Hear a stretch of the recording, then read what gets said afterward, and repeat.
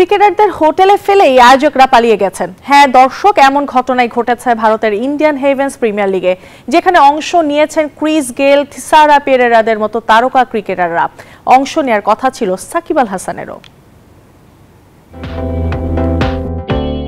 ভারতের ক্রিকেটে ঘটে গেল এক অদ্ভুত কাণ্ড। একটি ক্রিকেট টুর্নামেন্টে ক্রিকেটারদের হোটেলে রেখে শহর থেকে আয়োজকরা লাপাত্তা। এমনকি খেলোয়াড় ম্যাচ কর্মকর্তাদের পারিশ্রমিকও দেয়নি তারা। শুধু তাই নয়, বাকি আছে হোটেলের বিলও। কোনো পাড়ার ক্রিকেটের গল্প বলছি না, বলছি ইন্ডিয়ান হেভেন্স প্রিমিয়ার লিগে ঘটে যাওয়া ঘটনার কথা, যেখানে খেলেছিলেন ইউনিভার্স বস গেইল, থিসারা পেরেরা। এই টুর্নামেন্টে খেলার কথা ছিল সাকিব আল হাসানেরও। ভারত নিয়ন্ত্রিত জম্মু ও কাশ্মীরের 25 অক্টোবর 8 দল নিয়ে শুরু হয় IHPL। শনিবার সকালে ক্রিকেটারদের জানানো হয় কারিগরি কারণে খেলা বাতিল করা হয়েছে।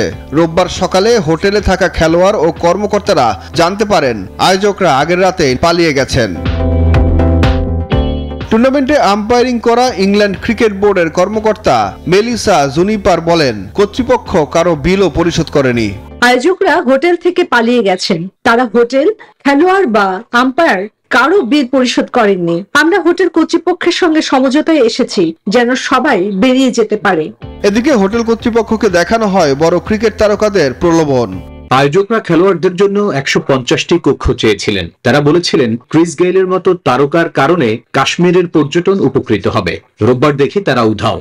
আমাদের বিলও দেয়নি তারা। গেইল সহ কয়েকজন খেলোয়াড় শনিবারেই হোটেল ছেড়ে চলে গেছেন।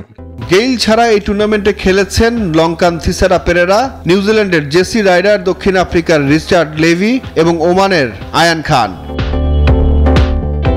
সুখন সরকার, নিউজ 24।